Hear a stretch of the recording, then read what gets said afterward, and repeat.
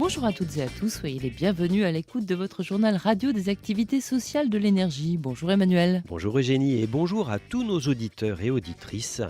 Alors cette fois-ci, ça y est, le printemps est bel et bien là ? Oui Emmanuel, mais d'ailleurs si les températures justifient parfaitement l'adage « en avril, ne te découvre pas d'un fil », nous sommes quand même officiellement passés à l'heure d'été. Mais voyons ce que nous réserve cette édition sommaire. Le dossier du mois est consacré à la retraite et aux collègues que l'on dit inactifs, mais on le verra, en fait, ils ne le sont pas du tout. Tout comme l'universitaire et chercheuse Suzanne Georges qui lutte pour plus de transparence dans les négociations des accords transnationaux. On l'écoutera nous mettre en garde contre les multinationales qui visent à détruire les réglementations et les lois des pays dont elles convoitent les richesses. Et puisque l'été c'est demain, nous ferons une petite visite de chantier pour voir où en est l'avancée des travaux à Sérignan et au Cap d'Agde et ce que nous proposent les mobil-homes et les chalets, un mode d'hébergement très en vogue aujourd'hui. Grand air toujours, nous reviendrons sur la course du cœur, un relais de course à pied qui popularise le don d'organes. Nous découvrirons le portrait de Cécile Castandet, la responsable principale de la maison familiale CCAS de Menton. Côté solidarité internationale, nous relayerons l'appel au don du Secours populaire français pour les victimes du Vanuatu ravagées par un cyclone. Notre page culture comprendra la sortie du roman d'Agnès Bild, une interview d'Hubert Félix Stéphane et des bons plans pour réserver son hébergement à contre-courant en Avignon en juin prochain, sans oublier quelques bonnes idées de sorties culture et loisirs. Le dossier du mois est consacré aux collègues que l'on dit inactifs, qui constituent d'ailleurs la majorité de nos auditrices et auditeurs. D'ailleurs, on les salue. Alors, inactif, comme le dit dans l'édito de ce journal Michel Bartas, le secrétaire général de la CCAS, c'est un joli mot car il est chargé d'histoire. Mais, nous précise cet élu, l'adjectif est tout à fait inadapté pour bon nombre d'entre eux. Il est vrai que pour les ex-collègues qui témoignent dans le journal, ce terme ne reflète pas le foisonnement de leur nouvelle vie, celle qui commence quand l'activité professionnelle se termine. Mais la mise à la retraite peut aussi être mal vécue. Il faut comprendre ce qu'elle peut signifier comme rupture. C'est pourquoi il faut s'y préparer au moins une année avant ce jour où il ne sera plus obligatoire de se lever pour courir après son métro. S'y préparer, c'est d'ailleurs ce que conseille, entre autres, la psychologue Sophie Mufang.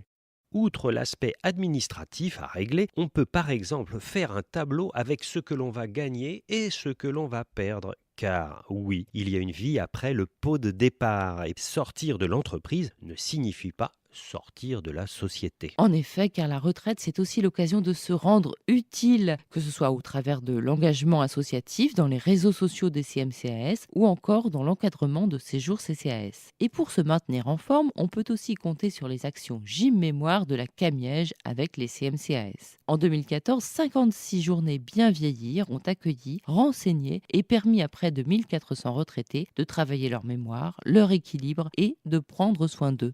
Lors de ces ateliers, on cultive son autonomie et rompt l'isolement tous ensemble.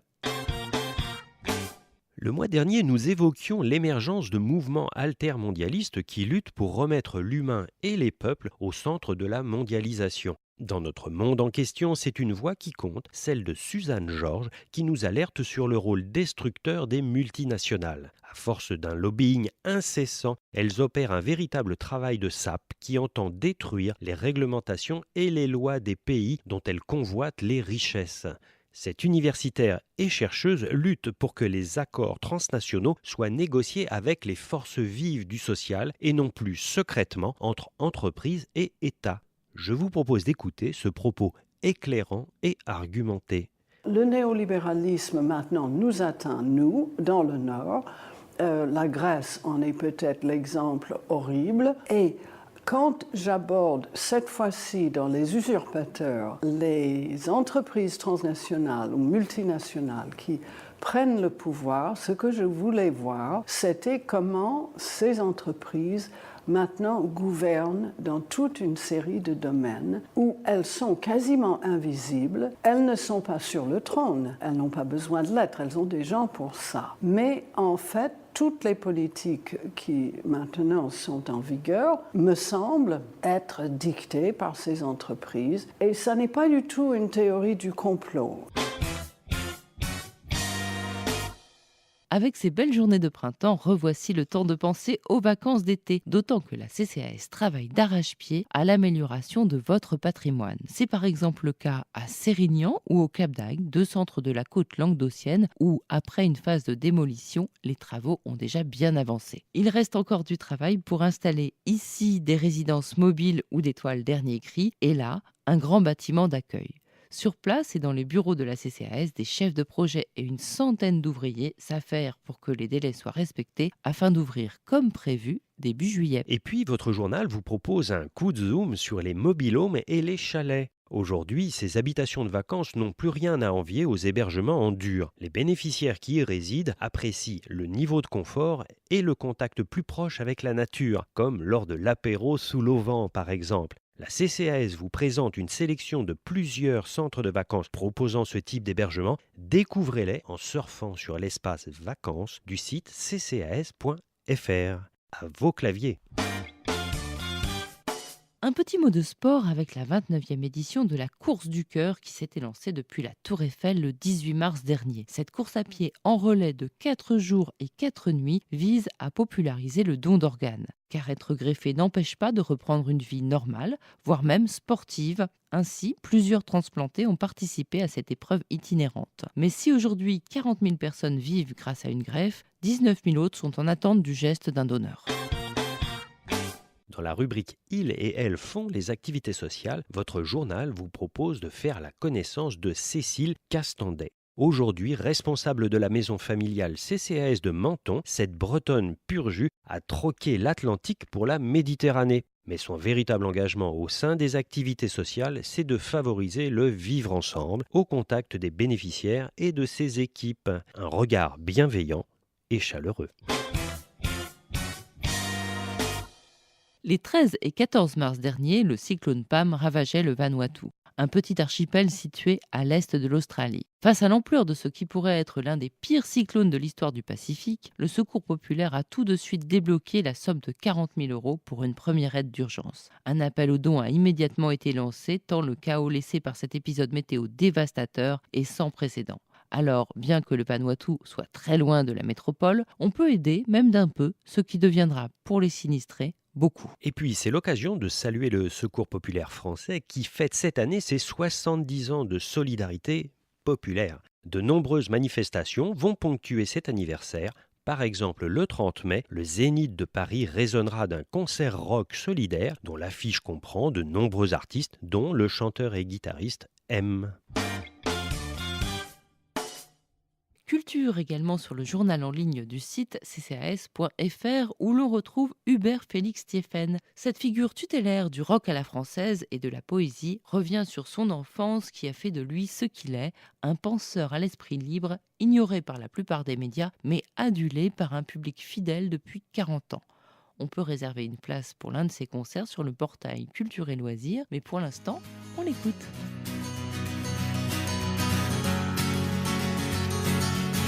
Que ne demeurent les printemps à l'heure des sorties de l'école, quand les filles nous jouent leurs 16 ans pour une bouiffe de Royal Menthol. Je ne sais plus si c'était Françoise, Martine, Claudine ou Marie-Laure qui nous égouttaient leurs framboises en bas dans la ruelle des morts.